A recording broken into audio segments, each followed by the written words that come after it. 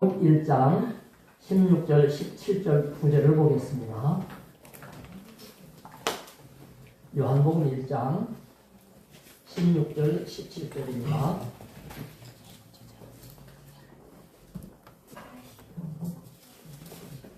함께 공독합시다. 시작. 우리가 다 그의 충만한 데서 받으니 은혜 위에 은혜로라. 율법은 모세로 말미암아 주어진 것이요 은혜와 진리는 예수 그리스도로 말미암은 것이라. 아멘. 예수님보다 6개월 먼저 하나님의 일을 하셨던 분이 요한입니다. 세례자 요한. 예수님하고는 이종 사촌 친척간인데 세례 요한이 약간 먼저 태어났고 일도 조금 먼저 시작을 했어요. 예수님 가시는 길을 길 닦아줬다 이렇게 보면 되겠습니다. 그분이 예수님에 대한 소개를 그렇게 하는 거예요. 그는 어떤 분이냐?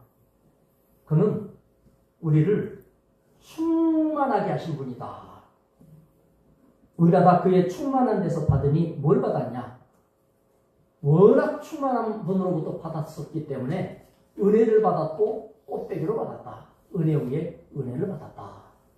그렇게 소개를 해요. 교회 다니면서 제일 많이 듣는 단어가 구원, 회개, 은혜 뭐 이런 단어들이에요. 그러면서도 구원이 뭐냐? 답하려니 애매한 분도 많아요. 또 회개가 뭐냐? 어디까지 회개해야 되냐? 나중에 뭐 다 따로 또 살펴볼 기회가 있겠죠. 오늘은 은혜 받았습니까? 은혜 받읍시다. 은혜가 뭐냐? 이 부분에 대한 이해가 필요해요. 예수 믿는 사람은 죽을 때까지 은혜 이렇게 살다가 가야 되는데요. 이 은혜는 마음에서 우러나서 자발적으로 베풀어 주는 걸 은혜라고 그래요. 자발적으로 베풀지 않고, 제가 신학교 다닐 때 어떤 분은 절주들 따라다니면서 4월 17일이 내 생일인 거 기억하지? 4월 17일이 내 생일이야. 잊으면 안 돼. 쫓아다니면서 그러면 선물이 많을까요? 적을까요? 어떤 해는 많고 어떤 해는 적어요. 워낙 귀찮게 하니까 만약에 선물을 안 하면 이게 1년치가 될 거 아니에요. 그러니까 아이 모르겠다 하고 선물을 줘요. 그러나 어떤 분은 아무 말도 하지 않지만 생일을 기억하게 하는 사람이 있어요. 그 사람에게는 기쁨으로 작은 것이라도 동참하고 함께하고자 하죠. 율법과 은혜를 아주 극명하게 대조하는 행동들이에요. 은혜는 자발적으로 속에서 우러나와서 주는 거예요. 그 반대가 율법이죠. 율법은 마음에 우러나지는 않는데 더러워서 한다 이럴 수도 있고 귀찮지 않으려면 해야지, 억지로 해야지, 의무니까 해야지, 이런 게 이제 율법이에요. 성경에는 율법도 있고요 은혜도 있어요. 하나님이 율법을 주실 때는 억지로 하라는 건 아니었죠. 처음에 율법을 주실 때에는 신명기 6장 5절에 보면 하나님이 지켜야 될 이 계율들이 은혜와 사랑으로 해야 될 것을 말하고 있어요. 너희는 마음을 다하고 뜻을 다하고 힘을 다하여. 자발적이죠. 그렇게 하나님의 말씀을 지켜나가라는 것이었는데 나중에 가다가 중심은 없어져 버리고 지켜야 된다만 남아서 힘들고 어려워도 할 수 없이 하지 이렇게 된 거예요. 예수 처음 믿을 때는 예배 때가 그립고 성도 만나면 재밌고 괜히 교회 생활은 하고, 근데 20년 30년 믿다가 보면 이제 예배도 안 드리면 안 되나 싶은 생각이 들기도 하고, 또 바쁠 때는 못 드릴 수도 있지 않나 뭐 이렇게 또 합리화도 시키고, 또 동창들 만나다가 보면 동창회 때 한 번씩 빠질 수도 있지 이런 마음이 들다가 목사님 한 번 찍히면은 이게 6개월이 될지도 몰라. 목사님 때문이라도 얼굴이라도 비치자. 이게 이제 율법으로 되는 거예요. 시작할 때는 은혜인데 가다가 보면 율법이 되는 거예요. 은혜는 자발적이에요. 우러나야 돼. 속에서 좋아서 그래야 돼. 그런데 그리스도가 우리에게 주신 것은 은혜만 주신 게 아니고 은혜 위에 은혜로라 그랬어요. 분명히 나에게는 2개만 필요한데 주님은 아니야. 한 10개쯤 갖고 있어가지고 필요할 때마다 하란 말이야. 할렐루야. 서울에서 복잡한 교회 일을 노회에서 저에게 이제 맡겼는데, 항암 12차 하면서 굉장히 고통을 겪은 권사님이 아들이 얼마나 힘든가 얘기하고, 또 그 아들에게 얼마나 돈이 많이 들어가야 되는가를 얘기하면서 기도를 부탁하더니, 목사님 왔다 갔다 일하실 때는 꼭 필요할 거예요 하면서 1,000만 원을 맡겨줬어요. 제가 개인적으로 쓸 수는 없죠. 공적으로는 해야 되지만 목사님이 결정하는 일에 알아서 하세요. 아니, 달라고 한 적도 없고 어디에 필요하다는 걸 사정을 말하지도 않았고 긴급하게 해야 될 것은 분명히 있고 이러면 내막을 알지 못하잖아요. 그런데 그분이 기도하니까 마음속에 왔다 갔다 하고 사람 만나고 뭔가를 하고 또 이 위탁을 하고 이런 과정에 필요하겠거니 이런 마음이 들더라는 거예요. 야, 그래서 이분 참 놀랍다 이런 생각을 했어요. 여러분, 우리는 그런 생각을 하죠. 많이 갖고 있으면 쉽게 할 수 있다. 나는 워낙 없다 보니까 못한다. 시간도 똑같아요. 제가 예를 들어 말씀을 드렸지만 시간도 똑같아요. 너무나 바쁘기 때문에 안 돼. 보통 이렇게 하죠. 일도 마찬가지예요. 할 일이 너무 많으니까 못하겠어. 이렇게 하죠. 그러나 사랑은 그걸 초월하죠. 하나님을 사랑할 때 인간의 문제를 예수님이 오셔서 십자가로 다 짊어지고 갚아주실 때는 우리 입장에 들어오신 거예요. 은혜를 더하신 거죠. 그러므로 첫 번째 은혜는 거저주시는 거예요. 은혜라고 하는 것은 원래 호의를 베푼다, 친절하다, 복과 이득이 이렇게 생기도록 갖다준다 이런 뜻이에요. 그래서 카리스라고 하는 단어인데 여기서 카리스마라는 말을 많이 쓰죠. 지가 노력해갖고 만들어낸 것이 아니라 타고났다 이거예요. 부모로부터 물려받은 거다 이거예요. 하나님이 우리에게 허락해 주셔서 나에게 생겨난 거죠. 내 인격은 도저히 용납이 안 되는데 예배하고 기도하다 보니까 마음속에 아유 주님이 그걸 기뻐할 것 같아 하다 보니까 자기가 잘못한 것도 없고 상대가 잘못했는데도 미안해. 아유 내가 좀 속이 좁았나 봐. 오히려 내가 그렇게 되는 건 뭐예요? 내 성격이 아니에요. 내 인품이 아니에요. 은혜 위에 은혜를 더하는 거예요. 하나님 주신 카리스예요. 호의를 내가 받아서 많이 하나님으로부터 받은 호의를 조금 나눠준 거예요. 복과 이득을 이렇게 나누는 것을 우리는 은혜라고 그래요. 시편 45편 2절에 보면 다윗 왕에 대한 말씀인데 다윗을 통하여 예수를 설명했죠. 그러니까 예수님에 대한 것을 모형한 것이라서 왕의 입술에는 은혜가 머금어져 있다 그랬어요. 그러니까 왕이 말하는 건 뭐가 나온다는 거예요? 은혜가 나오는 거예요. 예수님의 모든 말씀이 은혜예요. 때로는 책망하시지만 그것도 은혜예요. 우리를 위한 사랑에서 나오는 거거든요. 그러면 여러분의 입술에 머금은 거는 뭐가 돼야 되겠어요? 서로 쳐다보면서 말합시다. 은혜를 머금읍시다. 그러니까 입만 열면 뭐가 나와야 돼요? 은혜가 나와야 돼. 그런데 뭐가 나와요? 율법이 나와요. 이렇게 했어 안 했어? 보니까 안 하더만. 지나간 지 3년 된 것조차 끄집어내가지고 3년 전 3월 15일 날 이랬잖아. 근데 지금 하는 건 똑같네. 변하지 않았잖아. 이러면서 우리는 입술에 뭐를 넣고 살아요? 은혜를 넣었어요? 율법을 넣었어요. 율법과 정죄를 넣고 살죠. 너는 그거밖에 못하냐? 이러는 거죠. 그럼 상대는 뭐라 그래요? 오냐 나는 그거밖에 모른다. 너는 얼마나 했냐? 또 마음은 겁나니까 말을 못하고 맘만 그렇게 먹잖아요. 그렇죠? 맘만 그렇게 먹죠. 왕의 입술에는 은혜를 먹어놨다. 예수 믿는 사람은 은혜를 떼놓고는 믿는 자가 될 수가 없는 거죠.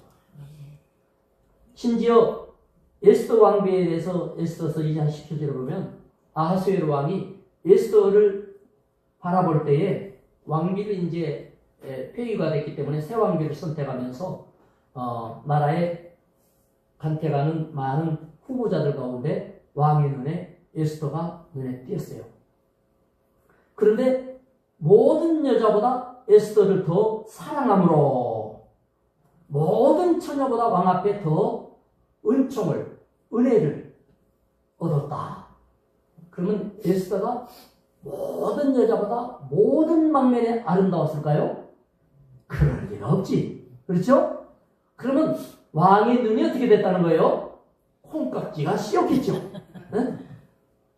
그래서 에스더가 그렇게 물론 아름다웠겠지만 에스더를 쳐다보고 나서는 딴 아가씨들은 눈에 보이지 않게 된 거죠. 이것을 성경에서는 왕이 더 사랑하여. 그러므로 은혜와 사랑은 붙어있는 겁니까? 떨어지는 겁니까? 은혜가 있는 사람은 사랑이 살아있다는 뜻이고 사랑이 살아있는 사람은 은혜가 있다는 말이에요. 내 안에 은혜는 무엇으로 표현이 돼요? 사랑으로 표현이 되는 거예요. 그래서 은혜는 성경에 보면 조금 이따 말씀하겠지만 눈에 보인다 그랬어요. 은혜가 눈에 보입니다. 여러분 사랑이 어떻게 눈에 보이겠어요? 그런데 사랑이라는 것들을 통하여서 은혜가 눈에 보이는 거예요. 로마서 4장 4절에 보면은 일하는 사람한테 싹을 받아가는 것은 은혜가 아니고 자기가 한 대가예요. 그러나 일을 하지 않고 지나가다가 일하는 걸 보면서 아이고 애만 있습니다. 좋은 일 하시네요. 이거 하면 참 기분이 좋겠어요. 한마디 했는데 품삯 줄 때 뭐라고 하더니 품삯만큼 나한테 줬어요. 그러면 일반적으로 노동법으로 이렇게 보면 불공평하겠죠. 그런데 받은 사람 입장에서는 이걸 은혜라고 그러는 거예요. 많은 사람들이 그렇게 생각을 해요.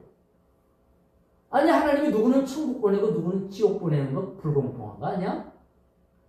그것에 대해서 로마서 9장에서는 토기장이 도자기를 만드는 사람 이야기를 하면서 흙을 가지고 어떤 것은 이쁘고 어떤 것은 잘 만들고 굽다가 보면 옆에서 볼 때 아이고 아까워. 경기도 광주에 그 장로님이 도자기 공장 가보니까 나 줬으면 좋겠더만은 목사님 가져가시죠 이런 건 하지 않고 멀쩡한 거를 펑 깨고 펑 깨고 내 마음이 깨지는 것 같았어요.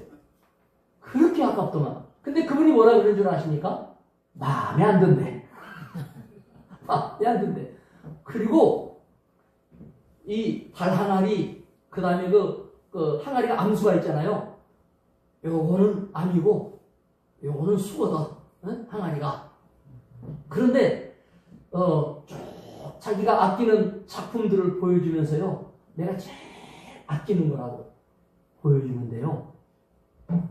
이게, 한쪽은 질그릇 같은 그런 색깔이고, 한쪽은 황토색 그대로 살아있고, 그 다음에 손자국도 있고 울퉁불퉁하고 제가 볼 때는 그거 아까 깬 것 줬으면 좋겠지 그거는 별로 욕심이 안 나는데 자기가 제일 아끼는 거예요. 그래서 왜 아낍니까? 아까 그게 또 좋던데요. 목사님 그건 보면 볼수록 지루합니다. 얘는 10년 20년 놓고 봐도 늘 새롭습니다 이러는 거예요. 누구 맘이요?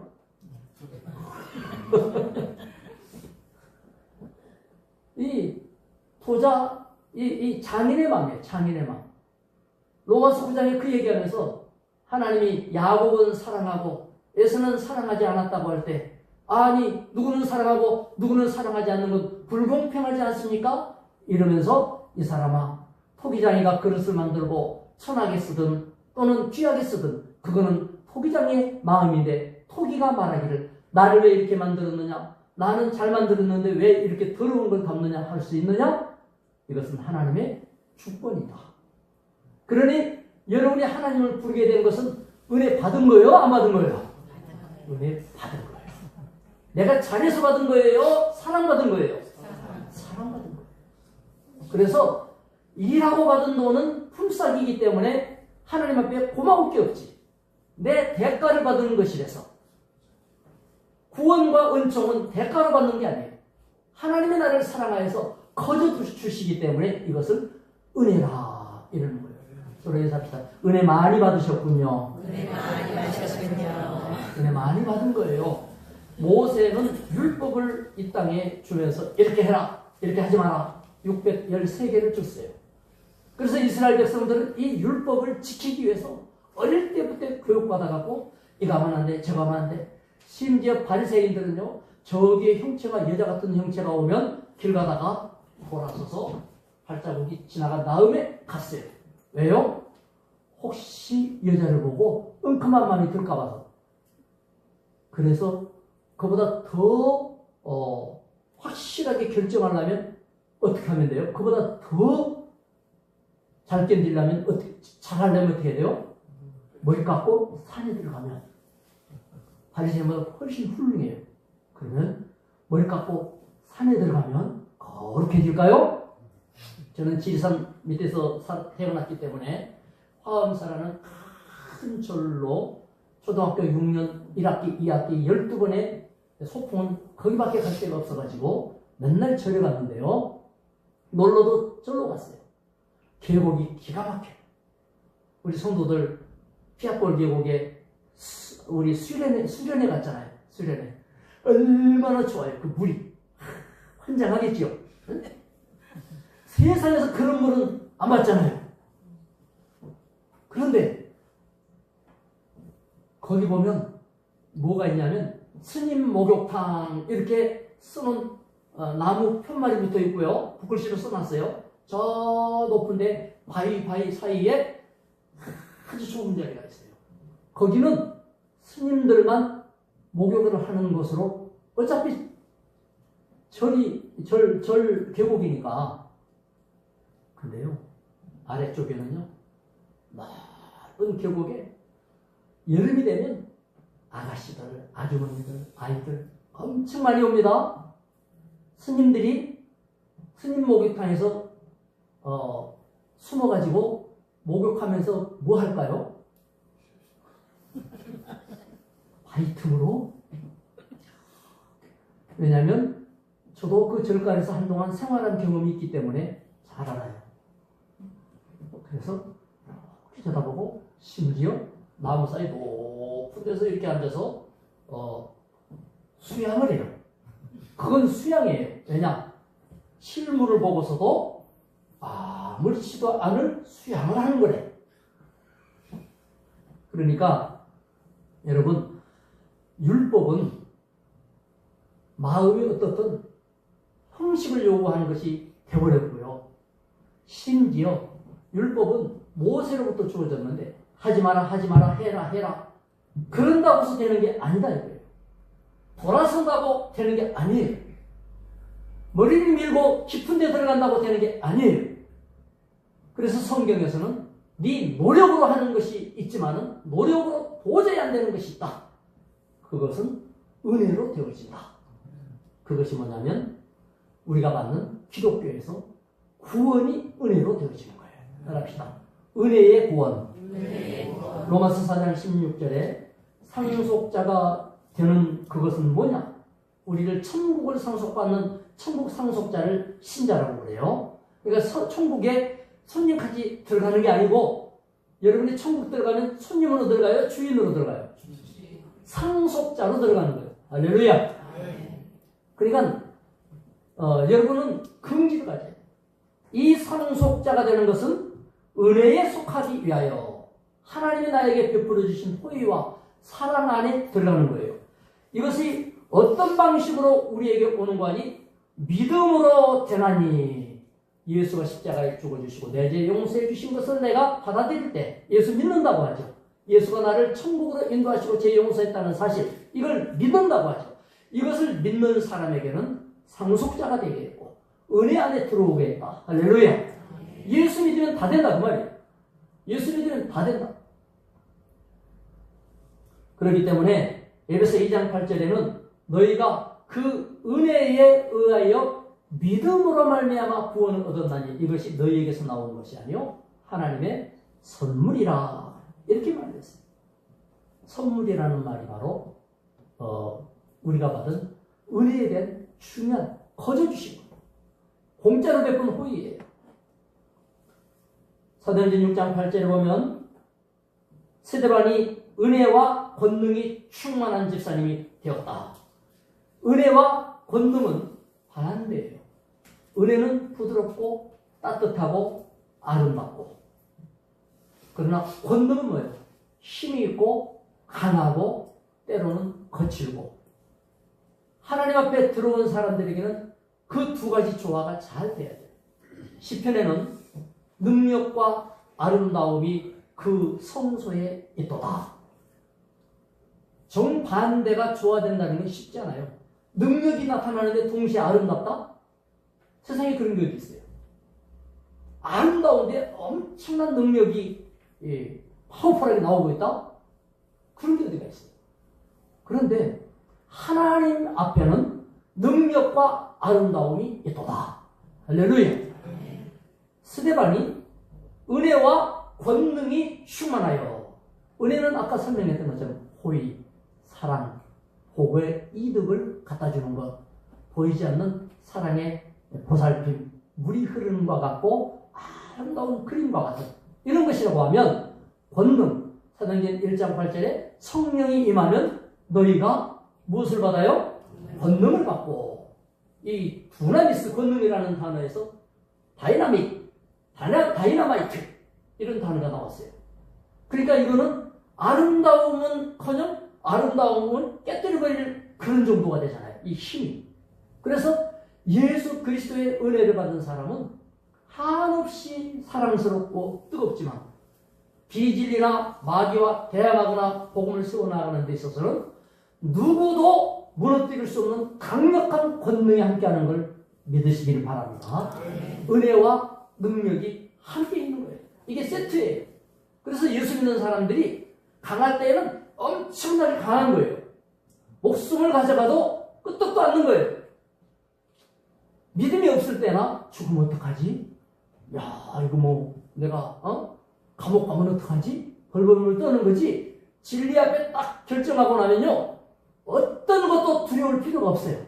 바울 가시다가 빌립보 감옥에 갇혔을 때 그 안에서 하나님을 찬미했다. 흥얼흥얼 노래가 나왔어요. 어떻게 그렇게 할 수 있어요? 은혜지요. 심지어 감옥보다 강하죠. 아멘? 아멘. 여러분의 환경과 여건이, 경제력이 힘들고 곤란하고 힘이 위험한 중에 있다 할지라도 하나님의 은혜 받은 사람에게는 이 두 가지가 있기 때문에요, 맞서 싸우는 강력한 힘과 더불어 누구도 감당할 수 없는 따끈한 사랑이 있는 거예요. 그것이 그리스도의 특성이요 구원의 진리인 줄로 믿습니다. 그래서 모든 게 은혜예요. 성령 충만도 은혜예요. 이 은혜가 눈에 보였는데 사도행전 11장 23절에 안디옥 교회가 수리아에 세워졌고, 그 안디옥 교회 소문이 예루살렘의 사도들에게 들려서 그곳에 하나님이 이 사도들이 담임 목사를 파송했어요. 그 담임 목사가 누구냐? 바울과 바나바였어요. 바나바를 보냈어요. 그래서 바나바가 바울을 데리고 와서 안디옥 교회에 공동 목회를 한 거예요. 그 안디옥 교회에서 뭐라고 성경은 설명하느냐면 이렇게 말합니다. 자, 그가 이르러 하나님의 은혜를 보고 기뻐하여. 은혜가 보였대요. 은혜가 보였대요. 여러분, 안디옥 교회에서 여러분이 은혜를 보이시기를 바라겠습니다. 보이려고 애쓰지 않아도 보이는 게, 그 회사에서 연애를 하면 아무도 모르는 줄 알잖아요. 다 알고 있고 당사자 자기네들만 모를 거야, 모르는 줄 알고 있지 나머지는 다 알잖아요. 은혜라는 게 그런 거예요. 은혜를 보여주는 게 아니고 은혜는 보이는 거예요. 은혜가 보여. 이게 그러니까 은혜를 보고, 이거는 수동태란 말이에요. 보여준 게 아니고 그냥 보여줬어요. 여러분을 쳐다보기만 해도 은혜로워야 돼요. 아멘. 그 토기장이 장로님이 내가 볼 때 정말 주물러 놓은 것 같은 그런 그릇을 그렇게 사랑했던 것처럼 아주 그래, 난 그게 이해가 돼요. 제 아내하고 같이 한평의 뒷산에 난을 캐러 갔어요. 그 남쪽 나라에는 야생 춘난이 있단 말이에요. 그래서 이제 아내에게 교육을 시켰습니다. 흔하디 흔한 난 말고 꽃 모양이 이러거나 색깔이 이러거나 이파리 모양이 이러거나 이런 것들을 보라라. 그랬더니 알았다고. 이러고 이제 밀림과 같은 것을 모자를 쓰고 뚫고 나가고 이제 지나가다가 아내가 뱀이다! 독사도 보고 이렇게 올라갔습니다. 야, 산을 다 뒤졌는데요. 제가 그렇게 교육을 했는데 제 눈에 난이 안 보이는데 아내는 이거다! 하고 찾아내고 여기도 있다! 찾아내고 제가 기분이 좋았겠어요? 나빴겠어요? 그건 비밀입니다만 그렇게 잘 찾아내서 갖고 와서 뿌리를 씻어가지고 저 뒤에다가 이제 햇빛에 조금 말리게 해서 쫙 널어놓고 밥 먹으러 갔다 왔나요? 보니까 없어졌어. 야, 이 가치를 알아보는 누군가가 지나간 거예요. 얼마나 섭섭했는지 몰라요. 다행히 그만 못하지만 비슷하게 닮은 것이 하나가 남아가지고 그거를 담아놓고 얘가 보통은 꽃대가 쭉 올라와서 피는데 얘는 이렇게 올라가다 말고 꽃이 피는 건 이게 귀한 거예요. 근데 색깔이 나는 초록색인데 얘는 노랗게 피어. 이게 귀한 거예요. 이 투구화라고 그래요. 그걸 쳐다보면서 이쁘다. 이쁘다. 보면서 이쁘다. 사진을 찍어놓고 또 보고. 여러분, 얘는 산에 있는 게 훨 나을 건데 그냥 파와갖고 제가 그렇게 좋아하는데요. 그러나 여러분 가만 놔두면 지옥 갈 건데 우리 하나님이 여러분을 뽑아가지고 야 이쁘다. 너 천국에 오니 이쁘다. 야 그냥이 아니고 내 자식 삼았어. 너는 아들이야 딸이야. 내 상속자야. 천국에 호장만 올리는 게 아니고 천국에 너는 등기를 갖고 있어. 할렐루야. 상속자가 된 줄로 믿습니다. 이것을 은혜라고 하는 거예요. 은혜는 거저받고 다 거저받는데 심지어 이제 뭐라고 말을 하느냐? 성도에게 은혜에 부탁을 했다. 하나님께 부탁한 게 아니고 은혜에 부탁을 했다. 사도행전 14장 26절에 보면요. 바울이 전도를 1차, 2차, 3차 했는데 1차 전도를 루스라, 더베, 이고니를 쭉 하고 나서 이제 어디로 돌아왔냐면 본래 교회였던 안디옥 교회로 돌아오는데요. 안디옥 교회를 뭐라고 이야기하느냐면 자 선교하고 1차를 다 끝내고 배 타고 안디옥에 도착을 하니 이곳이 어디냐? 두 사도 바울과 바나바가 처음에 이제 바울과 바나바가 이룬 그 일, 전도한 그 일을 위하여 전도하기 전에 보낼 때 전도한 그 일을 위하여 성권한 선교를 위하여 전에 하나님의 은혜에 부탁하던 곳이라 그랬어요. 그러니까 성도들이 바울과 바나바가 전도하러 선교하러 나갈 때 무엇을 했는가 하니 하나님의 은혜에 두 사람을 부탁했대요. 그랬더니 성과를 이루고 돌아오게 됐다 그 말이에요. 돌아와서 그 전에 출발하기 전에 이 성과를 위하여서는 은혜에 부탁해야 된다고 교인들이 알았다는 거죠. 그러니까 여러분이 무언가를 하기 위해서는 은혜에 부탁해라 그런 얘기 아니에요. 시작하기 전에. 아멘. 은혜에 부탁. 부탁이라는 이 말이 두 글자로 이루어졌어요.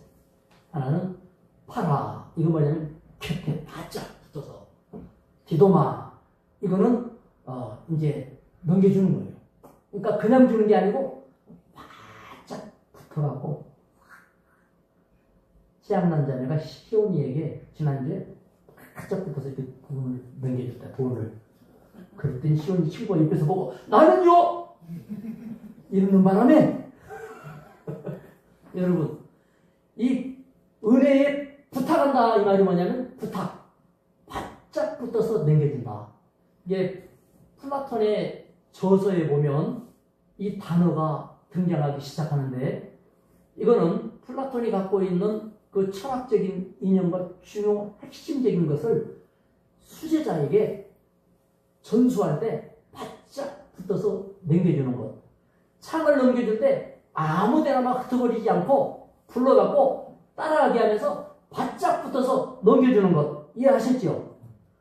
은혜는 뭐냐면 하나님 앞에 은혜에 부탁한다는 것은 이 은혜와 내가 그만큼 붙어 있어야 된다 그 말이에요. 바짝 붙어서 넘겨주고 넘겨받고. 이게 은혜예요. 근데 우리는 보통 어떻게 해요? 바짝 붙어 있지 않죠. 멀리 떨어져서 나한테 공급해달라고 하죠. 하나님에게 붙어 있는 게 아니고 멀리 있으면서 내 요구는 뭐예요? 바짝 붙은 자나 받는 그거를 나한테 달라는 거예요. 은혜를 부탁한다는 건 그만큼 하나님하고 친하고 가깝고 통하고, 응? 착하면 치고 저것만 하면 갈미봉이 나와야지. 응? 이 정도가 돼야 하나님의 은혜에 부탁하는 게 되는 거예요. 제가 학생의 교사를 할 때 한 100여 명의 학생들과 더불어서 이제 전부 기차를 타고, 예전에는 기차에 에어컨도 없었어요. 돌아가는 선풍기만 있었는데 여름에 얼마나 덥습니까? 근데 그 교회가 방배동에 있었으니까, 섬기던 교회가 방배동 그 길 건너에는 부자촌이에요. 거기서 나오는 애들은 그 귀한 콜라를, 병콜라, 옛날에 캔이 없었죠. 이거를 뻥뻥 따가지고 이제 마시는데, 얘네가 벌컥벌컥 마시다가 한 병을 다 못 마시잖아요. 이제 못 마시면 선생님 먹어요 하고 준다고요. 물론 그것도 고맙지. 그것도 고마운데, 기왕이면 지 가방에 새 거 있잖아요. 또 먹더라도 컵 있잖아, 컵. 물론 그때는 종이컵은 없어요. 컵을 갖고 다니지. 그래 이거 따라주면 좋은데, 아니 침이 들어갔는지 무슨 포가 들어갔는지 알지도 못하는 걸 조금 남겨갖고 선생님 먹어요 이렇게 주면 그거 안 먹을 수도 없고 이제 먹기는 먹지만 콜라 맛은 나요. 그래도 내가 침 먹지 않았을까?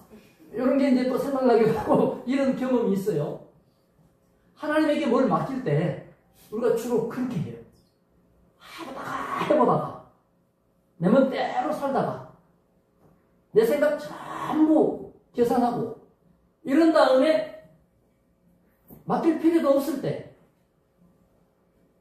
부도나기 전에 예배드리고 부도나기 전에 충성하고 이러면 좋겠는데, 부도나기 1시간 전에 이제 끝나버렸잖아요.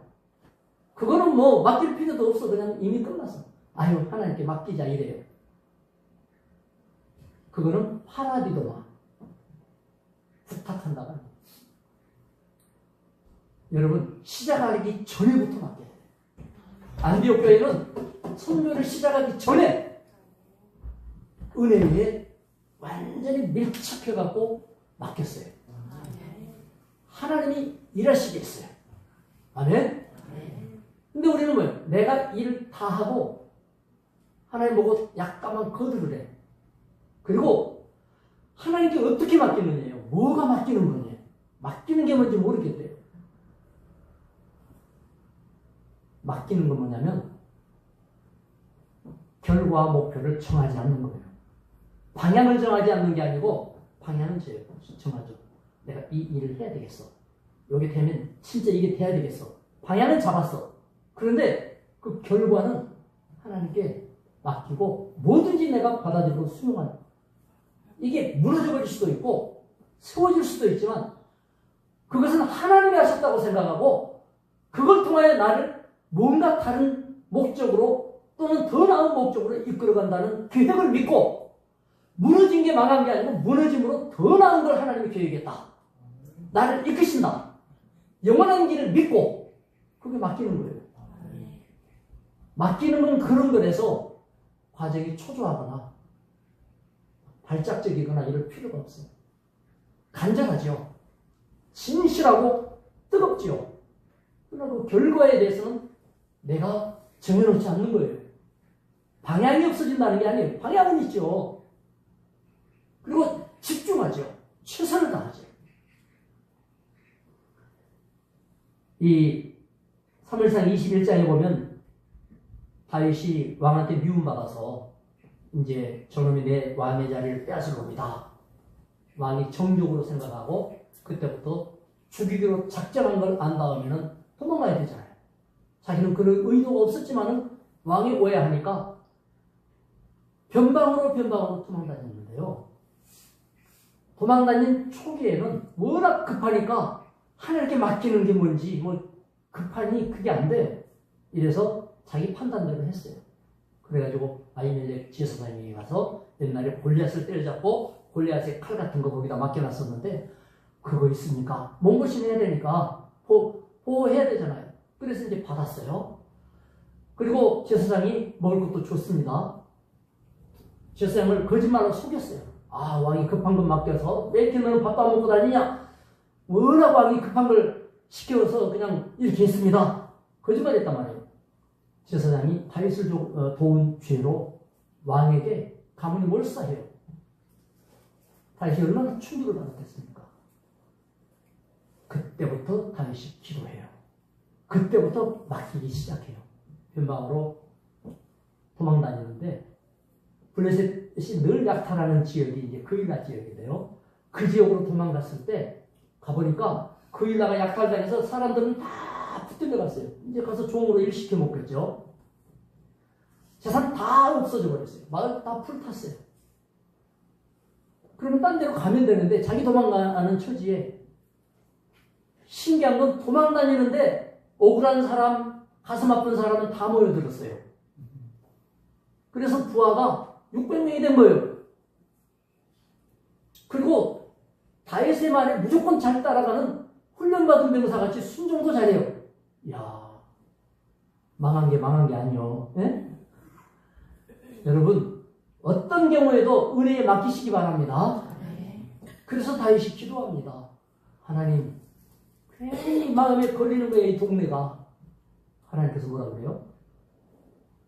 블레셋과 싸워라. 왕도 블레셋과 싸우면 꺼리는 일이에요. 강력하거든요.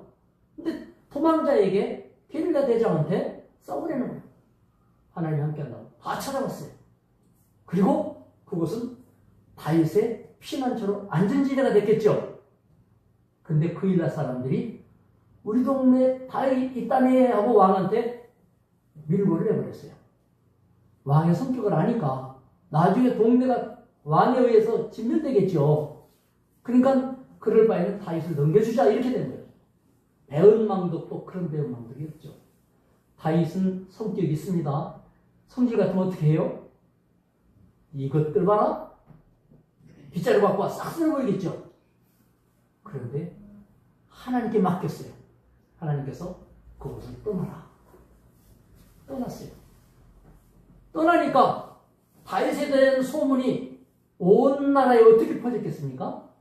성경에는 그거 안 나오지만 다윗은 자기가 위기일 때 백성의 위기를 그냥 넘어가지 않았다.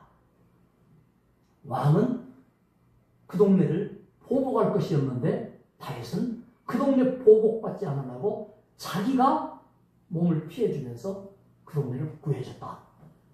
왕의 그릇으로 성장되고 있으니까 아닙니까? 다윗은 왕이 되어가고 있었어요. 자신은 그거 꿈도 못 꾸고 있고 지금 도망다니기 바쁠 뿐이에요. 단지 그 일을 결정하고 그대로 했을 뿐이고 급한 일을 했을 뿐인데 그러나 다윗은 왕으로 성장하는 나무가 되어 있었어요. 은혜에 맡기는 건 그런 거예요. 열매는 하나님이 주실 건데 파라비도마 곁에 바짝 붙어서 주고받는 정도로 맡기는 거죠. 이 파라 곁에 있다 이게요. 중요한데요. 요한일서 2장 1절에 보면 우리에게 하나님에게 대언해주는 대언자가 있다. 이 대언자가 파라클레토스라는 거예요. 파라 곁에 있죠.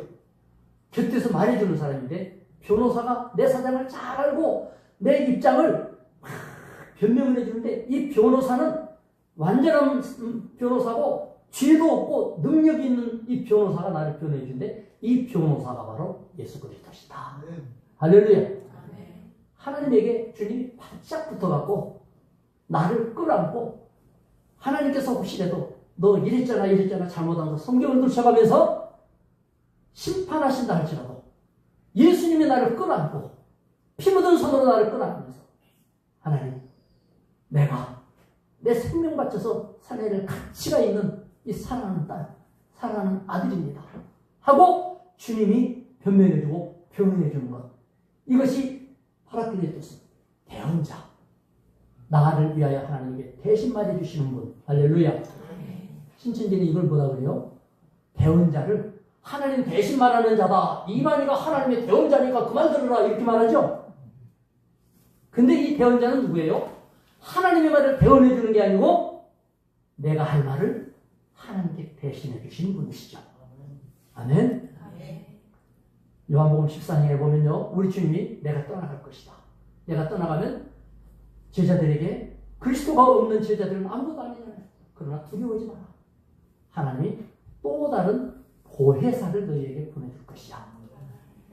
그럼 진리에 대해서 말해줄 것이고 너희를 의의 길로 인도할 것이며 권능도 주고 능력을 주시는 분이신데 그 성령에 대해서 주님이 또 다른 보혜사라. 요한일서 2장 1절에는 대언자라고 번역을 했고 요한복음 14장에서 보혜사는 이 보혜사라고 번역했는데 원문은 똑같이 파라클레토스, 곁에서 말해주시는 분, 성령이 내 안에 계셔서 내 편 내어주시고. 아멘.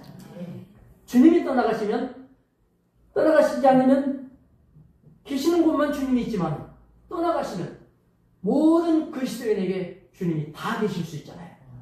성령이 우리 안에 계셔서 대언자가 되어주셔요. 예수는 원대언자, 예수는 원보혜사, 성령은 또 다른 보혜사. 신천지 이만희는 뭐라 그래요? 봐라, 보혜사는 성령이고 또 다른 보혜사는 이만희야 이렇게 말하죠. 보혜사는 예수 그리스도시고 대언자, 또 다른 보혜사, 또 다른 대언자는 성령이시고. 특징이 뭐예요? 파라, 가까이 붙어 계셔요. 떨어지지 않아요. 우리와 떼지 않는 예수 그리스도, 떨어질 수 없는 예수 그리스도. 그러면 우리는 어떻게 해야 돼요?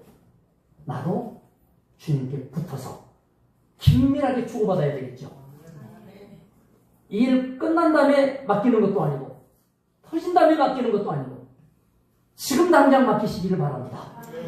인생을 맡기고 시간을 맡기고 내 모든 걸 주님에게 맡기시기 바랍니다.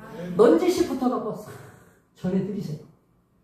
기도하고 사정하고 의논하고 호소하고 뭐든지 성령을 의지해서 말할 수 있지 않습니까? 그러므로 우리는 결론을 이렇게 말할 수 있어요. 받은 게 있어야 줄 수 있죠. 내가 뭐 줄 게 있어야지. 사도행전 3장에서 은 좀 주세요, 금 좀 주세요, 한 푼 줍시오 이렇게 할 때 베드로가 뭐라 그래? 난 돈 없어. 그럼 돈 없으면 줄 게 없다는 뜻이 아니죠. 그러나 줄 게 따로 있다. 나사렛 예수 이름으로 일어나 걸어라. 안진매에게 줄 게 따로 있다. 나는 돈은 없지만 줄 게 있어요. 자, 입술에 뭐가 있다고 그랬죠? 은혜가 있다고 그랬죠? 은혜는 간직하는 거예요? 주는 거예요? 은혜는 주는 거예요. 주는 게 은혜지 주지도 않는 게 무슨 은혜입니까? 은혜는 주는 거예요. 그렇다면 우리는 하나님으로부터 예수의 은혜를 구원부터 시작해서 모든 것 다 받았어요. 모든 것 다 받았어요. 은혜로 받았어요. 받은 게 있으면 줄 것도 있다는 얘기예요. 여러분, 돈은 줄 거 없을지 몰라요. 그러나 여러분은 지금도 줄 게 많아요. 아멘. 줄 대상도 얼마든지 있잖아요. 우리 주변에 서로 쳐다보면서 아름다운 은혜를 주고 싶어요. 눈을 째려보면서 그러지 마시고 눈이 하트가 돼가지고 그렇게 하셔야 돼요. 아름다운 은혜를 주고 싶어요. 뿐만 아닙니다. 아름다운 은혜가 들어갈 때 무엇가 같이 들어가는 줄 아십니까? 아름다움과 무엇가 같이 있다고요? 능력이 같이 있다고요. 사랑은요 약하지만 강하다고요. 그렇죠? 그래서 유럽에는 사랑의 독전이라는 게 있어서 삼각관계에 일어나가지고 이제 재판을 신청하게 돼 있는데 재판관이 그걸 물어보잖아요. 너 저 여자 위해서 뭐 했는지 해놓은 거 내놔봐.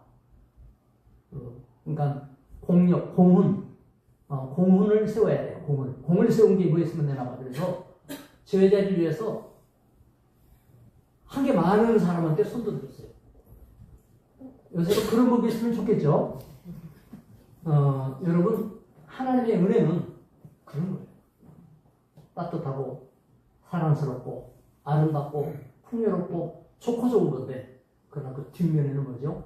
누구도 깨뜨리거나 범할 수 없는 강력한 보호력이 같이 있어요. 성령이 그와 같은 분이시죠.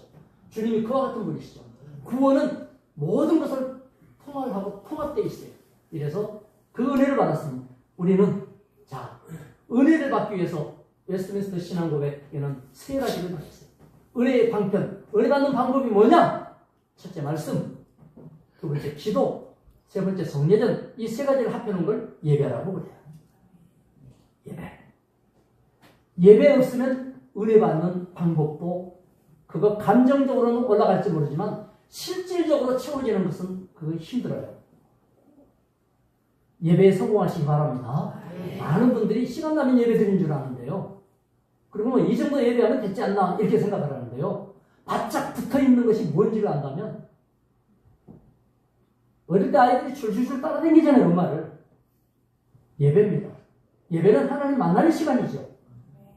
예배를 통하여 하나님과 바짝 붙어있는 것이 경험되시기 바라고, 그 바짝 붙어있는 것을 통하여서 내 사정이 아려지는 것을 기도라고 하죠. 그리고 그 문제가 해결되어지는 응답이 우리에게 가시적으로 나타나고 은혜가 눈에 보이는 것입니다. 그러므로 정신 차려서 다윗의 초창기처럼 내가 한 거 다 한 다음에 아이고 안 되겠네 하고 맡기지 마시고, 안디옥 교회와 같이 바울 사도 일행을 선교 시작하기 전에 이미 은혜 안에 바짝 붙여서 집어넣어서 퐁당 담궈 놓았던 것처럼 여러분의 삶 전체를 은혜 안에 완전히 내어 맡겨서 주님 나를 받으소서, 나를 사용하소서, 주님이 원하는 대로 나를 들어 쓰소서, 방향은 잡아놓고 결정을 하지 마시고 계속 추구하여 나가는 동안에 아마 여러분이 하나님의 은혜를 보게 될 겁니다. 은혜가 가시화되기를 주 예수 이름으로 축원합니다. 기도합시다. 하나님 아버지 감사합니다. 우리 예수님은 은혜만이 아니라 은혜 위에 은혜로라 하였습니다. 오늘 은혜 받은 우리가 내게 주신 은혜 위에 은혜가 얼마나 신대한지를 확인하게 도와주시고 감각적으로도 느낄 만큼 주여 은혜로 새로워지게 하여 주시옵소서. 예수님의 이름으로 기도드리옵나이다. 아멘. 담임 목사 얼굴이 제일 흔해야 되는데 우리 교회는 담임 목사 얼굴이 요새 좀 취하게 돼서 제가 마음으로는 한 주는 서울에서 한 주는 우리 교회에서 이렇게 했으겠다. 왜냐면 거기 지금 제가 임시당회장인데 그 교회를 이렇게 정상화해서 바르게 하기까지는 손을 뗄 수가 없고 목자일은 양과 같은 그 성도들을 외면할 수가 없어요. 노예에서 그렇게 지목을 했기 때문에도 있지만 제가 가보니까 또 불쌍해요. 마음이 그런 마음이 있어요. 그래서 여러분이 기도를 계속해 주시기 바라고, 성경도 하루에 석 장, 주일날 5장 하면 일주일에 23장인데요. 계속 돌아갑니다. 그러면 1년에 한 권을 읽을 수 있어요. 저는 이미 오늘 아침에 와서 요한계시록 다 읽고 창세기 3장까지 읽었어요. 앞서가요, 저는. 늘 앞서서 읽어가는데, 어쨌거나 성경 계속 읽으세요. 그렇게 읽으셔서 하시고, 중보기도 아프신 권사님 위해서 또 성도들을 위해서 기도하시고, 성경 스케치, 성경 교육 화요일 날 매주 오후 2시에 교회에서 있습니다. 지난주에 5명이 참석했는데요. 성경 스케치 지도를 놓고 그 다음에 화면을 보면서 어떻게 이스라엘이 이동했고 다 배우게 됩니다. 금년에 16명이 등록했는데요. 등록한 만큼은 남아있지는 않지만은 여러분이 계속 초청을 많이 해주시길 바랍니다. 다 같이 일어나셔서 635장 주기도 찬송하고 기도를 마칩니다. 맛있는 점심 함께 나누시기를 바랍니다. 하늘에 계신 아버지 이름 거룩하사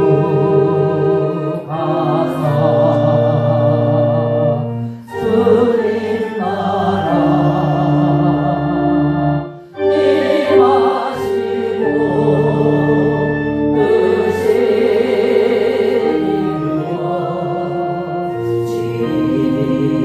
이루어지리라. 일용할 양식 주시고 우리들의 그죄 다 용서하시고 또 시험에 들게 마시고 악에서 구원하소서. 내게 주의 나라 주의 연세 주의 영광 영원히